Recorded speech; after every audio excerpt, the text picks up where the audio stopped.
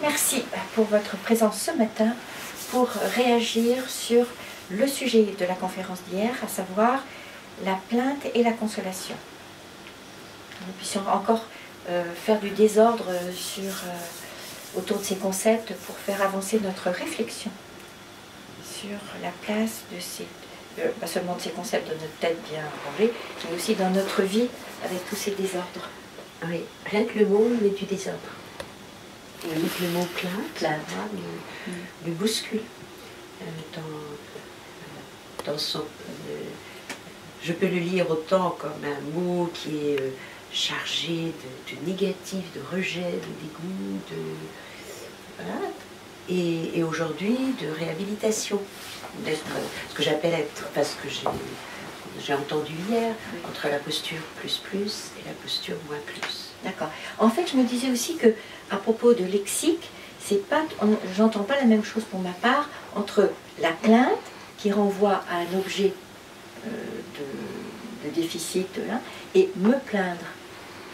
C'est pas, ça dit autre chose. Me plaindre, je parle de moi, alors que la plainte, ça renvoie plutôt à quelque chose d'extérieur. Ah, c'est intéressant, c'est ce que je me dis là. Oui.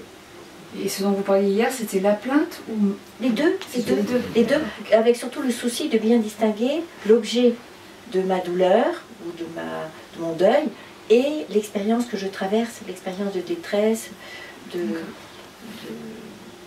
d'injustice, toutes ces choses, ou d'irréversible. Moi j'avais une question, en fait, j'ai entendu hier que vous disiez c'était 18 mois le deuil. Pour un deuil majeur. Pour un deuil majeur, voilà. Moi, pour le décès de ma fille, en fait, j'ai pas fait de deuil du tout. Ça voudrait dire que je suis restée en haut de la boucle pendant tout ce temps. Est-ce que vous avez pu vivre l'expérience de la plainte, c'est-à-dire être vraiment... Non, j'ai rien senti du tout, j'ai pas senti de douleur, j'ai pas... Non, j'ai rien traversé en fait. Oui. Faut être accompagné, faut être pris dans les bras, faut que quelqu'un vous prépare quelque chose de cet envoi. Au contraire, c'est moi qui consolais mes amis. Et ça me touche parce que moi j'ai eu l'impression de vivre pendant 10 ans un deuil interdit. Pendant 10 ans j'ai verrouillé totalement. Et c'est là où moi aussi ce temps de 18 mois m'a troublée hier. Parce que j'ai même mis, puisque je suis là il y a quelques semaines, passé à autre chose et je me dis mais j'ai mis 42 ans. Oui. Et je ne savais pas que faire de ces 18 mois. Ça ne veut pas dire ni de... Oui. Pour moi, ça ne veut bien sûr pas dire que le deuil est terminé, surtout pas de deuil majeur, mais ça veut dire qu'il se passe quelque chose de physiologique. Ce que j'entends dans l'accompagnement que je peux proposer, c'est que autour de 18 mois, et quelquefois c'est vraiment très ponctuel, il y a une relation à la vie et une relation à soi, il y a une perception différente. Mais qui peut aussi ne pas se faire. Bien sûr, mais quand je parle de 18 mois, c'est dans le meilleur des cas. Oui. C'est ça. Lorsqu'il y a ce processus de deuil, lorsqu'il y a toute cette élaboration, verbalisée ou pas, lorsqu'il y a eu la possibilité d'être accompagné de quelqu'un ou de plusieurs personnes et de pouvoir dire j'ai mal, j'ai peur, je suis en colère, enfin tout le processus. Et ça, il faut pouvoir le dire. Moi, Ouais. j'étais pas capable de le dire. Je ne ressentais rien, donc je ne pouvais pas dire j'avais mal, parce que j'avais pas mal. Mais bien sûr que pour pouvoir ressentir, il faut être accompagné, sinon c'est la peur de disparaître ou de mourir de douleur. C'est la solitude qui rend impossible cette traversée. Moi, je me sens pas connecté aux 18 mois de deuil, mais par contre, le fait de m'être autorisé justement à avoir souffert et du coup à pouvoir exprimer cette souffrance, à pouvoir me plaindre. En fait, j'ai vraiment le sentiment d'avoir vécu cette transformation. Et pendant des années, par rapport à ce que j'ai vécu au niveau de la famille, je me suis interdit de ressentir en fait ce qui ne te tue pas te rend plus fort, ce que j'ai entendu là hier. Et du coup, maintenant, je vais dépasser ça. Et en fait, je me suis aperçu que j'avais été touché au-delà de ce que je pensais avoir été touché et m'autoriser à exprimer cette vulnérabilité, m'autoriser à me plaindre, m'autoriser à être consolé ou par moi-même, d'abord par l'autre et après par moi-même, j'ai le sentiment d'avoir accédé en fait à cette énergie de transformation. Et j'ai l'impression que c'est ce que vous disiez hier, c'est que c'est vraiment un cycle sans fin, c'est-à-dire que je peux toujours revisiter ça. Mais le fait de l'avoir expérimenté déjà pour plusieurs blessures, c'est vraiment c'est ça qui me donne confiance en fait.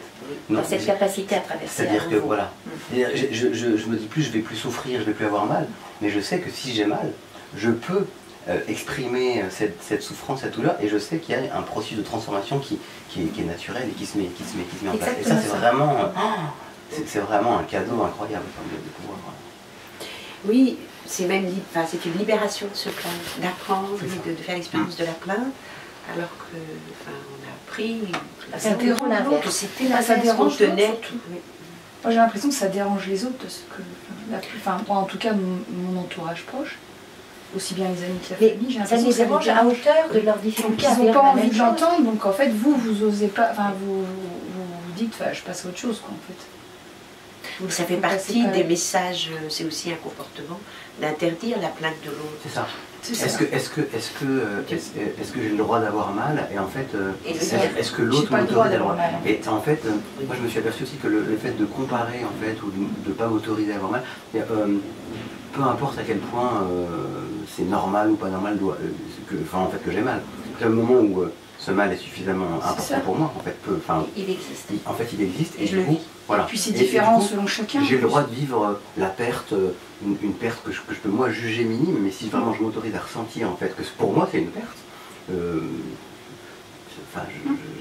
j'ai pas d'exemple, mais en fait quelque chose qui pourrait vraiment paraître complètement minime, si moi je m'autorise à vivre cette perte-là, en fait, c'est derrière.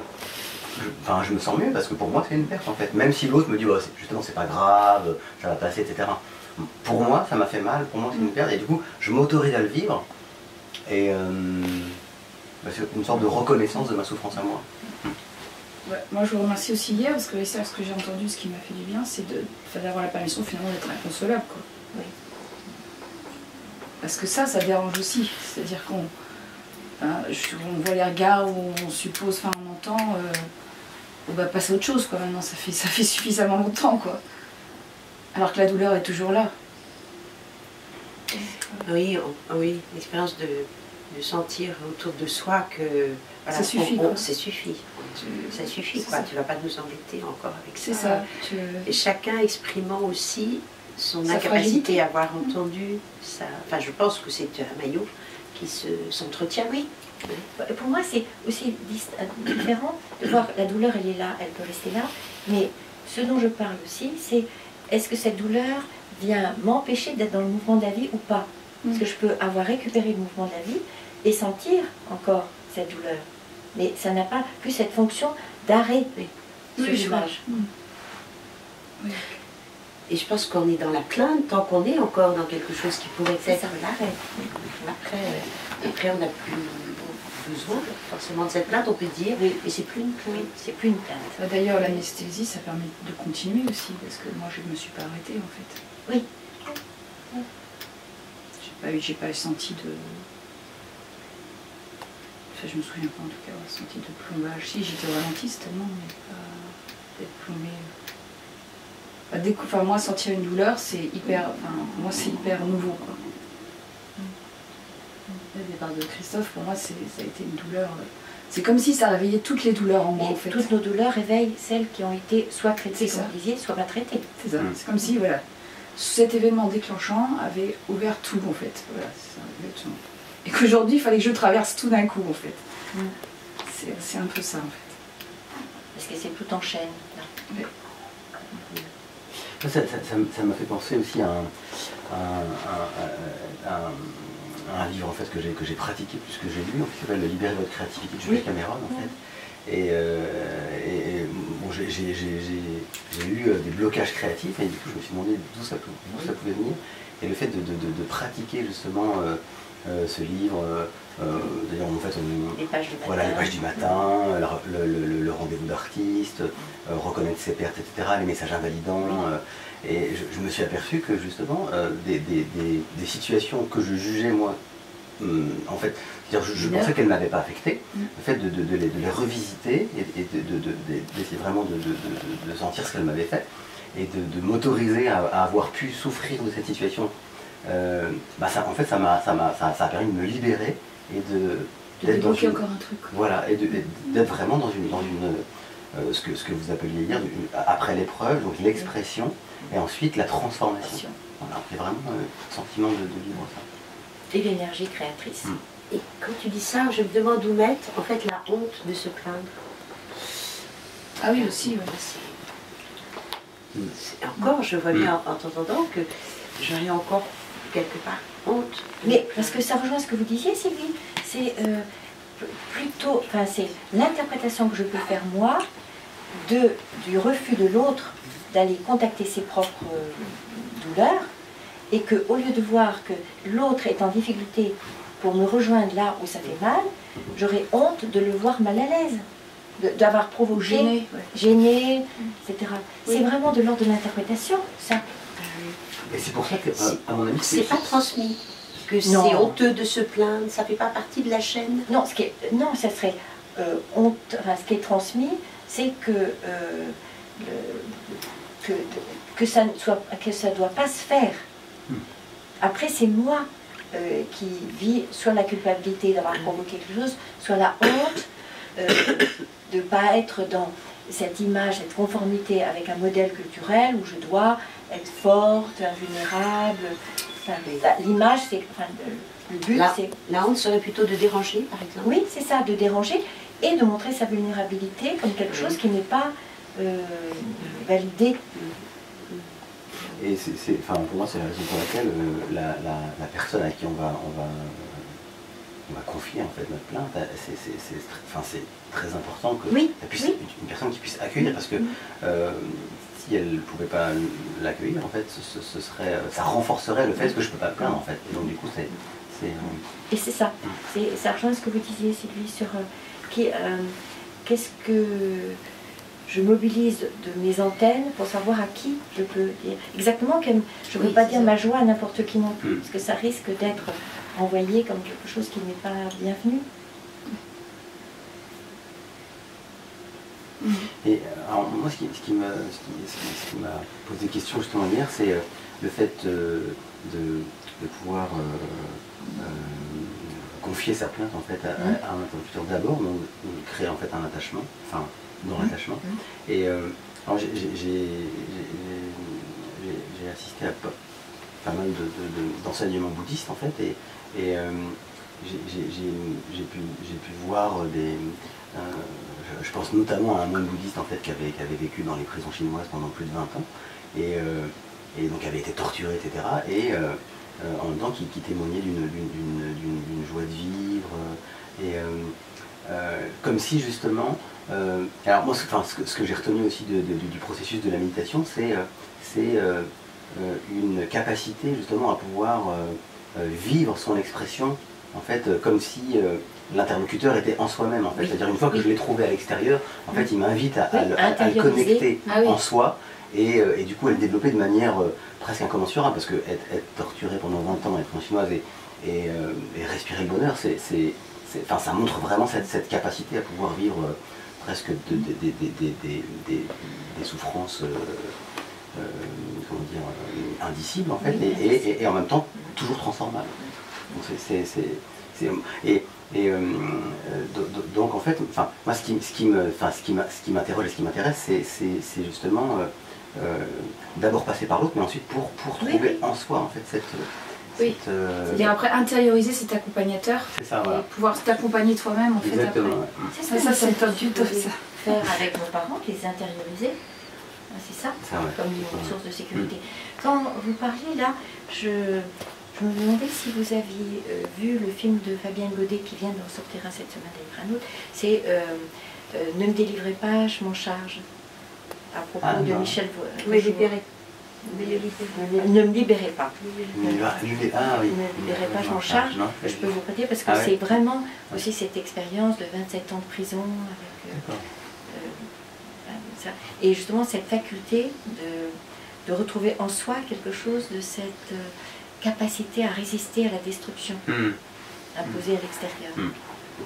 Qui est presque sans la plainte. En ayant fait presque l'économie de la plainte. Non. C'est vrai? Non, ne libérez pas, je m'en charge. Je m'en charge. Qui était un film absolument extraordinaire. Et dont on peut faire à toute petite échelle aussi l'expérience quand on écoute quelqu'un, puis on sent que quelqu'un va vouloir prendre en charge. Oui. Ah, c'est insupportable. Aussi insupportable que de ne pas avoir été entendu, mais c'est l'inverse. Et bien tout d'un coup, enfin moi Parce que tu sens la relation se déséquilibrer là. oui, tout d'un coup, on est plus d'égal à volé égal. de notre plainte. C'est la personne qui nous écoute qui va s'investir. Ça va être sa plainte en fait. Elle va se servir de nous, un peu comme un objet, pour se travailler. greffer Oui, sur- oui, oui. Parce qu'en fait, Ça au final, suffit aussi. la meilleure personne pour pouvoir accueillir sa plainte, c'est si on développe cette capacité, c'est quand même soi-même. Parce que il n'y a que... Parce qu'on se comprend. Il n'y a que moi qui peut dire que ça m'a fait souffrir et qui puisse accueillir véritablement en fait ma souffrance. Alors ça peut passer par Ça doit être validé par quelqu'un d'autre. quand même Avant par- de- Avant d'être capable. Pas dans le temps, pas Oui. pour cet objet-là. Oui, oui. Mais je crois que pour pouvoir intérioriser cette capacité, encore quelque, je l'ai vécu avec quelqu'un, une personne témoin, je le crois. Ouais. Après, Oui, je c'est peux ce être Oui, oui. autonome, mais C'est ça, je pense qu'il faut passer par l'autre C'est ça. pour se Mm. retrouver. Enfin, vraiment, dans beaucoup de domaines, et là, Ouais. là c'est comme l'expression des émotions. Oui, la plainte, en fait, c'est le chapeau sur les émotions. Hein, c'est un peu, oui. Et ça, d'être validé dans ce qu'on ressent pour soi, légitime pour soi, sans aucune remise en question, aucune... pas de petit courant d'air, de disqualification, de culpabilité, de encore honte, mais vraiment de le prendre pleinement et puis ensuite de pouvoir passer à autre chose. Oui. Je vois, je commence, il y a des domaines où voilà, maintenant ça suffit. Ce que moi je peux me dire me suffit pour avancer. pour vous remettre dans le mouvement de la vie. Oui. Oui. Puis moi, ce qui m'a vraiment touché, c'est le caractère, comment dire, cyclique et incommensurable en fait du processus. C'est-à-dire que c'est quelque chose que je peux réactualiser tous les jours, Tous les jours, sans fin. sans fin. C'est vrai. Parce que chaque journée qui passe nous remet aussi en contact avec l'irréversible. Et je ne pourrais pas revenir en arrière. Donc c'est aussi un deuil tous les jours. Et moi, je me pose la question sur cette plainte, cette humanité que l'on partage, à propos de, enfin, pour des personnes, tu parles de ce moine bouddhiste, j'ai une très chère amie qui est très dans le zen, ou en tout cas maintenant plus largement dans le contrôle, le dépassement, mais vraiment face à elle-même, c'est pas pour penser à autre chose. Et c'est pour moi deux mouvements. Là, comme s'il fallait le verrouiller et encore le verrouiller un petit peu plus. Ça m'impressionne beaucoup, parce que je vois qu'elle avance aussi. Oui. Mais pas dans l'expression de l'émotion. Pas de Mais- la façon dont on en parle là. Oui, c'est vrai. Oui, oui. Ça me trouble beaucoup. Peut-être quelle est l'étape d'après, justement. À chercher son... Pour moi, c'est une autre logique. Son On moi. voit Non, bien je pense qu'elle est dans d'autres Oui. philosophies, d'autres Voilà. religions aussi. Voilà. Oui, bien sûr. Et comment coexiste, enfin, comment... Ça, c'est peut-être, à mon sens, le fond reste le même. C'est peut-être la forme qui diffère. Parce que bon, Plus que la forme, c'est une... Là, c'est au contraire de reconnaître à quel point j'ai mal. L'autre, c'est presque d'être mentalement dans un détachement. Voilà. C'est peut-être Et alors, ça, je pense que détaché. Ça peut être moi, dangereux, je suis pas vraiment. À mon avis, c'est quelque chose d'erroné. C'est-à-dire que à mon sens, dans le processus justement de la méditation, il y a vraiment cette connexion avec l'émotion. C'est-à-dire que à quel point je m'autorise à avoir mal, à quel point je m'autorise à souffrir, à quel point je m'autorise à me plaindre, et parce que je m'autorise en fait à me plaindre, à souffrir, à avoir mal, il y a comme un processus de consolation qui se met en place. Et si je m'autorise pas en fait si je vis pas ça, il ne peut pas y avoir le sentiment de transformation. On est un peu comme quelque chose de plaqué avec une sorte de méditation qui serait comme ça, on aurait plaqué une sorte de bien-être comme ça, mais je pense que c'est pas... Enfin bon, c'est mon point de vue. Votre point de vue, oui. Et si vous, face à cet ami, vous utilisez votre propre canal d'expression des émotions, comment êtes-vous accueilli? Si vous êtes capable de dire la rage, vous êtes accueilli. Voilà. Oui. C'est ça qui me semble important. C'est que ça, donc ça ne ferme pas quelque chose, et ça rejoint ce que vous dites ici. Oui, oui, c'est vrai que je suis accueillie. Et c'est réciproque. Oui, c'est ça. Même dans bien sûr, c'est intéressant. Oui. Dans sa fermeture. Enfin, vous voyez, je reprends pas. Alors, en plus, dans cette risque, façon de percevoir sa vie intérieure, enfin, en tout cas des mots qui sont mis dessus. Oui. On est quand même dans une écoute, oui, très intense. Et je pense que c'est ce qui nous bouscule, ce qui nous pétrit, en fait, ça nous empêche nos dogmatismes, en fait. Oui. Mais en fait, dans ces processus méditatifs que j'ai pu expérimenter, et à mon sens, ça peut être un danger, justement de ne pas vouloir ressentir. C'est ça, de ne pas vouloir sentir, moi je voilà. de ça. Et il y avait... parce qu'en fait, bon, souvent, il y a la question justement d'être libre de l'attachement. En fait, dans la liberté de l'attachement, cette liberté de l'attachement peut être confondue avec le fait de ne pas ressentir. Et en fait, il ne s'agit pas de ça. Il s'agit de ne pas entretenir en fait l'attachement. Mais ça ne veut pas dire ne pas ressentir. J'ai le droit d'avoir mal, j'ai le droit de ressentir de la joie, mais c'est le fait de m'attacher au sens entretenir qui fait que ça peut me rendre en fait addictif à ça. Oui, mais voilà. Oui, ruminer. Ce qui est différent. Voilà, la question que je me pose quelquefois sur ce thème, bien sûr, et merci de l'aborder, Bénédicte, c'est est-ce qu'avec ces personnes, je suis capable vraiment de rire, d'éclater de rire, et voilà, c'est ça. Ah oui. Ah oui. C'est ça, moi, la garantie que je peux avoir. Est-ce que je suis capable de sangloter? Est-ce que je suis capable d'être dans cette expression mammifère de ce que j'éprouve et de ma façon d'être au monde? Parce que sinon, ce que vous abordez avec ces deux extrêmes, ça dit juste notre façon, du fait de nos caractères, et patati patala, d'être au monde. Pour certains, c'est expansif, introverti, extraverti, discret. Mais pour moi, la question que je me pose, c'est, pour rejoindre l'expérience de ce moine, c'est qu'est-ce que je ressens? Vous voyez, je suis alors troublée. La question que nous posons, c'est comment est-ce que je l'exprime? Oui, c'est ça. On ne peut pas échapper à ressentir, c'est ça? Si, on peut. Si, oui, et en fait, en vous le disant, je me dis, mais si, je peux me verrouiller, et nous avons je me suis verrouillée. Qui sont dévitalisées à ce moment-là. Oui, quand je parle de fou rire, c'est est-ce que ça conduit à cette forme d'inhibition, de dépression et de dévitalisation? On ne peut plus rire, c'est ça? Oui. Oui. Non, c'est vrai qu'il y a cette différence qui pour moi reste toujours... Et est-ce qu'avec ces personnes, je me sens dans ce partage d'énergie? C'est ça qui m'importe. Oui. Quels que soient les mots, la forme, les larmes ou pas, est-ce qu'il y a cette circulation d'énergie que j'appelle attachement? Oui, moi je suis troublée parce que c'est presque comme deux pôles, deux cultures, c'est des impossibles presque. Et effectivement, ça se fait, et on s'approche de plus en plus, et on relative nos mots, et on voit le point commun malgré. Mais voilà, ça me trouve. Moi, ce qui m'a vraiment touché justement dans les enseignements bouddhistes auxquels j'ai pu participer, en fait, c'est justement ce dont vous parlez, c'est-à-dire que au-delà de la pratique, de la méditation, etc., j'ai vraiment senti cet espace d'accueil, en fait, aussi bien dans la joie, dans le désordre, ou dans le drame, ou Il y a vraiment un accueil incroyable.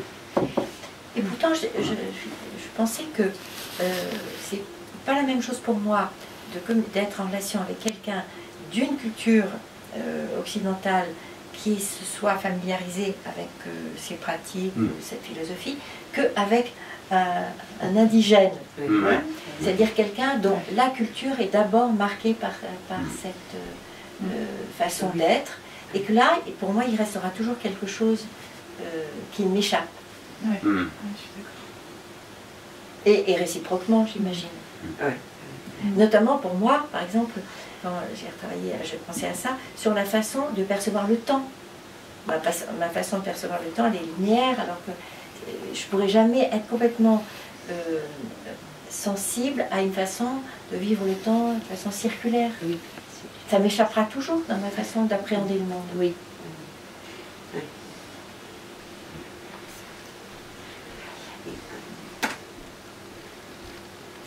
Et je repense justement à cette expression de ce que je ressens, tout à fait dans un autre domaine, parce que c'est deux pôles qui pour moi sont présents. C'est celui à l'intérieur de la famille, avec écouter les enfants. À quel point je suis témoin de ce que l'on peut construire de j'ai pas mal, surtout pas ces trucs émotionnels avec la disqualification.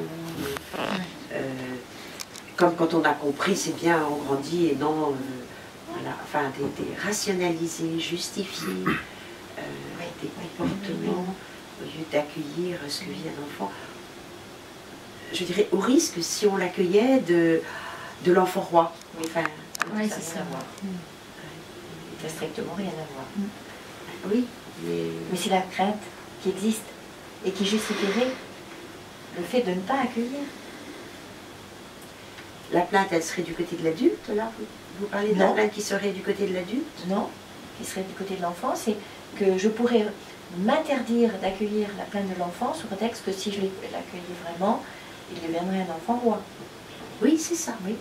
C'est ça le... Alors que ça, c'est pur délire. Ou alors, ça veut c'est dire pur délire parce que vous le pensez aujourd'hui. Parce que je ferai la distinction entre désir et besoin, surtout. La plainte, elle est du côté du besoin de quelque chose. Oui, oui, tout à fait. Alors que si je traite de la même façon le déficit de quelque chose, d'un besoin de l'enfant qui a à voir avec maman bobo et quelque chose qui a à voir avec la frustration, là, évidemment, je ne l'accompagne pas dans cette distinction. La frustration, c'est pas la peine, au sens où nous le disions.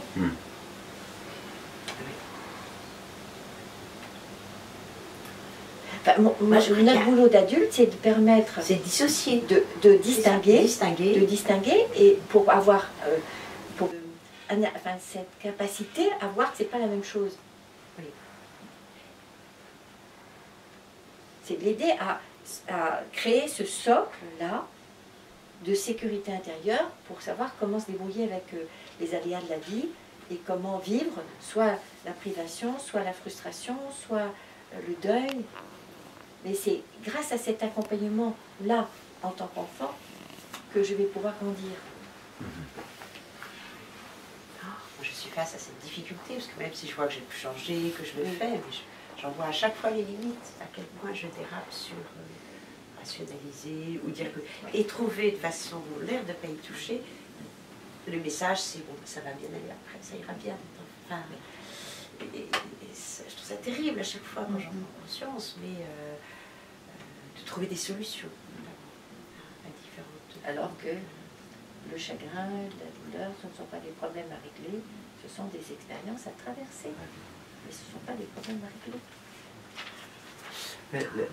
La question que je me pose, c'est justement sur la question de l'expression de ces sentiments en fait, que je traverse. C'est-à-dire que l'important, à mon sens, c'est justement d'être honnête avec, authentique avec ce qui se passe pour moi. Après, je peux aussi justement choisir de l'exprimer ou de ne pas l'exprimer. Ah oui, pour moi, c'est toujours ça, c'est accueillir mes émotions, toutes mes émotions comme elles sont, et ensuite maîtriser leur expression en fonction du cadre, du social, des codes, etc. Il y a toujours les deux. Alors que souvent, notre culture confond les deux. Parce qu'il ne s'agit pas non plus de vivre enfin, ce que je traverse émotionnellement et de voir à tout prix exprimer à l'autre. En fait, dans quelle mesure est-ce que c'est nécessaire, est-ce que c'est bien pour moi. Ce que tu reprenais tout à l'heure dans l'intériorisation aussi. C'est ça, ouais. Puis il y a des moments où je peux, des moments où je ne peux pas. Et des personnes avec lesquelles oui, et des personnes avec lesquelles non. Merci à chacun pour vos questions et vos observations et vos témoignages. Rendez-vous à un prochain débat. Merci beaucoup. Merci.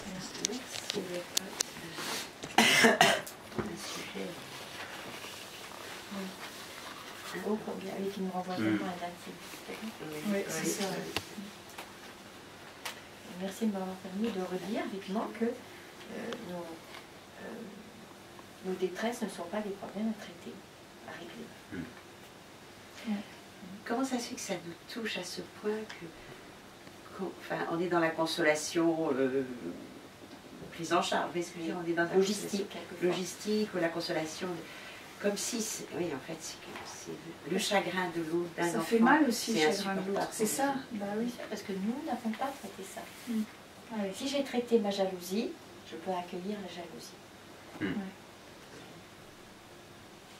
Si j'ai pu pleurer des boîtes et des boîtes de Kleenex, je peux accueillir quelqu'un qui pleure, etc.